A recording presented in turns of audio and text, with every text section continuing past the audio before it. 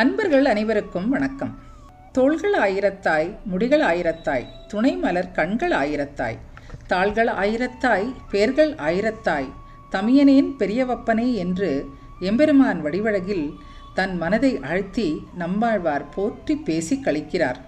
சஹஸ்ர சீர்ஷா புருஷக, சஹஸ்ராட்சக, சஹஸ்ரபாத் என்றபடி பகவானுக்கு திருமுடிகள் 1000, மலர் போல் விளங்கும் திருக்கண்கள் 1000, திருவடிகள் 1000 என்றபடி தேவோ நாம சகஸ்ரவான் என்றபடி திருநாமங்கள் 1000.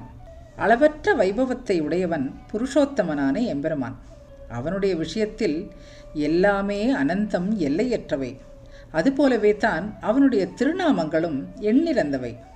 எல்லா சொற்களுமே அவனையே குறிக்கும் என்பது பொதுவான வழக்கு. ஆனால் அவனை அழைக்கக்கூடிய திருநாமங்கள், பெயர்கள் எண்ணிறந்தவை, கணக்கில் அடங்காதவை. ரிஷிகள் கண்டவை அனந்தம், ஆழ்வார் கண்டு அனுபவித்த திருநாமங்களும் அனந்தம். இப்படி எத்தனையோ பெயர்கள். தமர் உகந்தது எப்பேர் அப்பேர் என்கிறபடியே பக்தர்கள் சாத்தும் திருநாமங்களையெல்லாம் அவன் உகந்து ஏற்கிறான். பாதேயம் புண்டரீகாட்ச நாம சங்கீர்த்தனாமிருத்தம் என்கிறது கருட புராணம். அதாவது பகவானின் கல்யாண குணங்களை சொல்லும் திருநாமங்கள் ஒரு மூட்டை என்று இதற்கு அர்த்தம். மூட்டை என்றால் சாதாரணமாக அது சுமை என்றல்லவா நாம் புரிந்து கொள்கிறோம். ஆனால் அப்படி எண்ணக்கூடாது. சாதாரணமாக அந்த காலத்தில் ஊர் விட்டு ஊர் செல்பவர்கள் கையில் ஒரு மூட்டையை எடுத்து செல்வார்கள். அதாவது கட்டுசாத மூட்டை. வழியிலே ஒரு குளக்கரையிலோ அல்லது மரத்தடியிலோ உட்கார்ந்து கொண்டு மூட்டையை பிரித்து வைத்து சாப்பிடுவார்கள். அவர்களுடைய களைப்பும் தீரும்.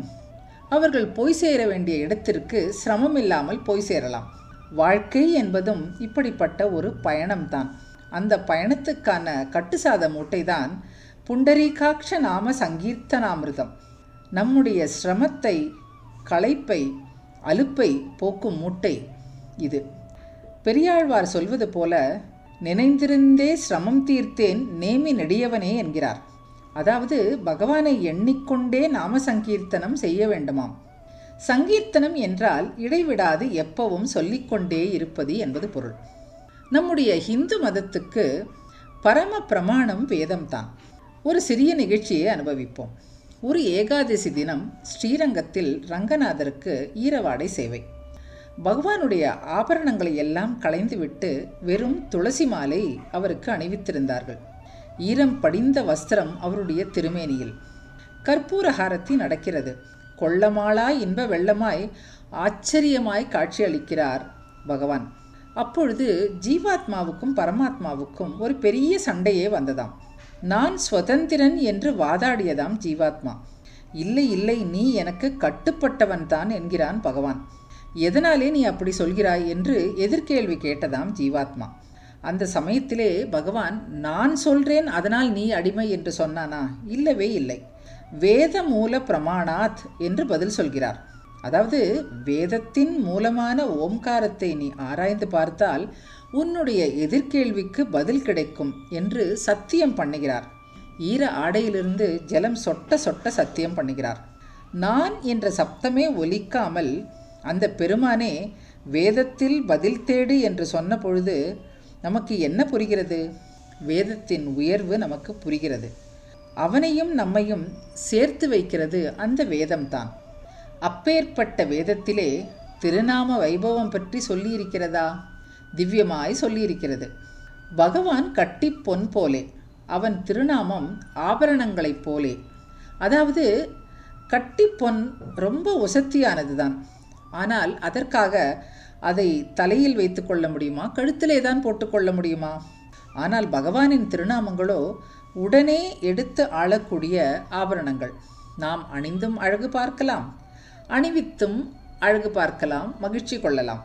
பிள்ளை லோகாச்சாரியார் என்று ஒரு ஆச்சாரியர் தமிழில் 3 அழகான சூத்திரங்கள் மூலம் இந்த வேத பொருளை விளக்குகிறார். வாச்சிய பிரபாவம் போலென்று வாசக பிரபாவம். அதாவது வாச்சியன் என்றால் பகவான், வாசகம் என்றால் அவனுடைய திருநாமம். பகவான் கைவிட்டாலும் விட்டுவிடுவானே தவிர அவனுடைய திருநாமங்கள் நம்மை கைவிடாது என்று அர்த்தம். அவன் தூரஸ்தனானாலும் இது கிட்டி நின்று உதவும் என்கிறார். ஹே விஷ்ணு, ஹே கிருஷ்ணா, இதை ஏற்றுக்கொள் என்று நாம் சொல்லி ஹோமம் செய்கிறோம். அவன் எங்கே வேண்டுமானாலும் இருக்கட்டும், அவன் பெயரை சொல்லி அழிப்பது அவனுக்கு போய் சேர்கிறது.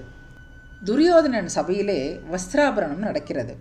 அப்பொழுது திரௌபதி கூப்பிடுகிறாள், ஹே கிருஷ்ணா ரக்ஷமாம் சரணாம் கதம். திரௌபதிக்கு ஆபத்திலே ஆடை சுரந்தது கோவிந்த நாமமிரே என்கிறார் ஆச்சாரியர். பகவான் அவளை ரட்சிக்கவில்லை, அவனுடைய திருநாமமே அவளை ரட்சித்தது. இதை பகவானே சொல்கிறார். திரௌபதிக்கு ஆடை சுரந்ததே உன்னாலன்றி வேறு யாரால் அது சாத்தியமானதாகும் என்று கேட்டால் அவன் சொல்கிறான், நான் இல்லை, நான் அப்பொழுது அங்கு இல்லை, என் கோவிந்த நாமமே அவளை ரட்சித்தது என்று. இதனால்தான் ஆண்டாள் கிருஷ்ணனை பார்த்து, நீ இப்படியெல்லாம் குறைப்பட்டு கொள்கிறாயே, உன்னிடம் குறை என்று ஒன்று உண்டா என்று அர்த்தமாகும்படி திருப்பாவையில் குறையொன்றும் இல்லாத கோவிந்தா என்று அவனை அழைத்தாள். கோவிந்தா என்ற திருநாமம் உனக்கு இருக்கும் பொழுது உனக்கு குறையில்லை, உன்னை ஆசிரியத்தவர்களுக்கும் குறையில்லை என்கிறாள். பகவானின் நாமமே நம்மை ரட்சிக்கும். அவனை விட நம்மிடம் அதிக பரிவுடையது அவனுடைய திருநாமம். நாமங்களுடைய அனுபவம் தொடரும். இணைந்திருங்கள். வணக்கம்.